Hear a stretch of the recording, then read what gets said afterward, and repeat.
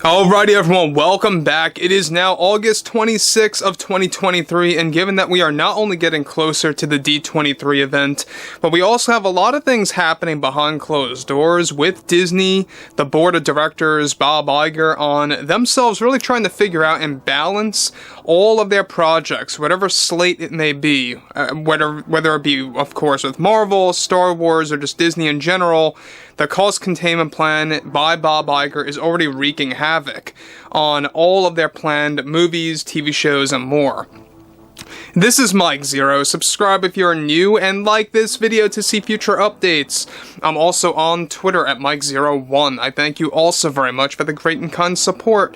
And let's get right into the subject, shall we? Now, we know that Phoebe Waller-Bridge is the one directly responsible for a large portion of the script having a lot of issues with the story. Now, we know that James Mangold allowed a lot of Phoebe Waller's ideas to spill into that project, into that movie, and that created a big impact on Disney. It's one of the main reasons as to why they fired her from several projects, and we're going to be diving into the exact specifics about that, so stay tuned.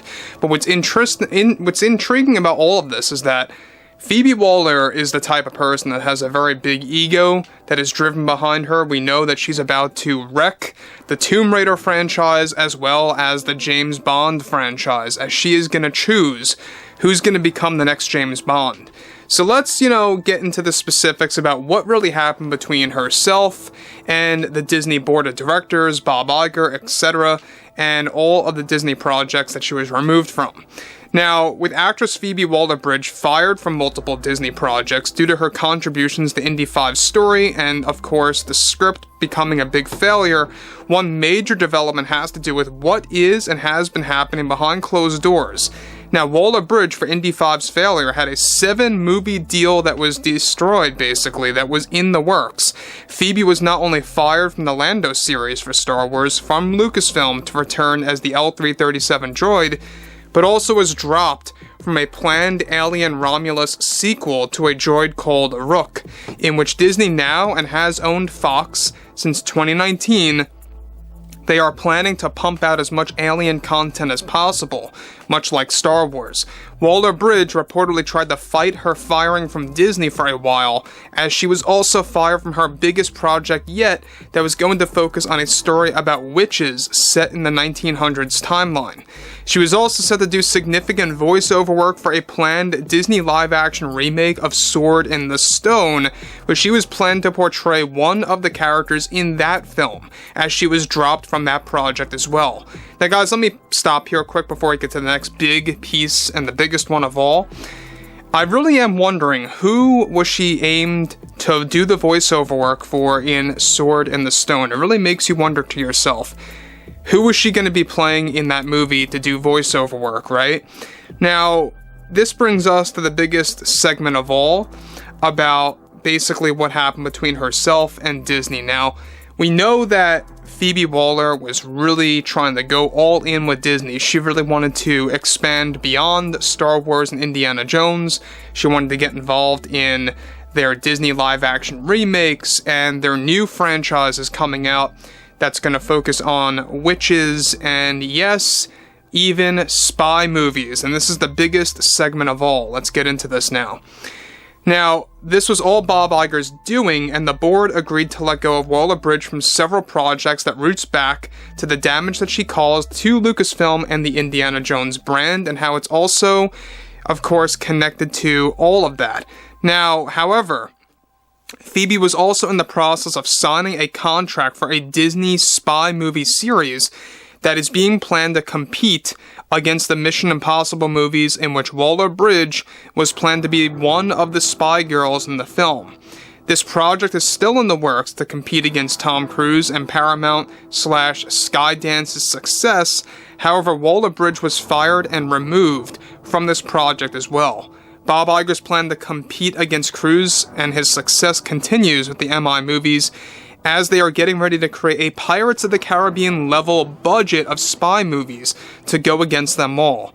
Phoebe, as of now, is focusing on James Bond and Tomb Raider, as she holds creative power over those moving onwards. Now, again, about these spy movies and why I think they're going to be a failure. Number one, they have the wrong drive. They have the wrong creative force going into play with those movies. Their main reasoning behind developing those films is to compete against Skydance and Paramount and Tom Cruise as, you know, the driving force of the success of those movies, right? They want to compete against that, and that's why they would fail. Number two, it's going to be Disney-fied. There's no doubt about this. It's going to be agenda-driven nonsense. It's going to be all, you know, diversity-driven, you know, all equality-driven stuff. And look, I'm all for, and I've said this many times before, I'm all for female leads, but when you put in forced agenda-driven nonsense, it just does not work, and I can't stress this enough. But regardless of the fact about that, it's gonna fail, it's not gonna work. They plan on announcing this, by the way, at their last earnings call of 2023. They want to announce something that is gonna be just as big as Pirates of the Caribbean with this new spy film series by Disney. So they want to go head-to-head against, you know, Skydance and Paramount to take them down, essentially is what it is. And Phoebe was going to be attached to that as one of the main leads. She too was also fired from those projects. So that just goes to show you the top, right? The icing of the cake of what Phoebe's deal was going to be like for Disney and how she was going to be attached to these said spy movies that could have, you know, been a big deal for her. But I think that in the end, they would have been the biggest failure of all time for Phoebe's career, I think. It would have paid well, for sure. But looking at everything related to this, guys, I just gotta say one thing here, is that the nonsense never stops with Disney. Look at what they did with Johnny Depp, Gina Carano, and how they wanted them back eventually, and how they both declined their offers, which, by the way, was very amazing, and I commend them for that. At the end of the day, Disney is just going to keep on failing. Their stock recently hit an all-time low of a 9-year low, and that has most likely a lot to do with the investigation that's been going on with Disney. We'll talk about that a little bit later next week. We have a lot of things coming up and, you know, for you guys to actually witness. But what's interesting about this, though, is Phoebe Waller-Bridge seems like, you know, she is just purely focused now after the whole Disney fallout on focusing on James Bond and focusing also on reinventing Tomb Raider, aka Lara Croft. And I think that's only going to upset those fandoms even more so.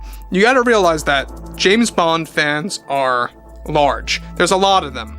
And the fact that she is going to be a very big part of deciding on who becomes the next Bond is very alarming. It's very worrisome.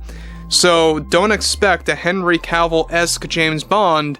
Expect a very totally different James Bond that we have never seen before. So anyway, guys, drop a comment below. Fill me below in the comments what you all have to say about this. And if you guys did enjoy the content for today, make sure to drop a thumbs up on this video to support the channel, and I will catch you guys next time.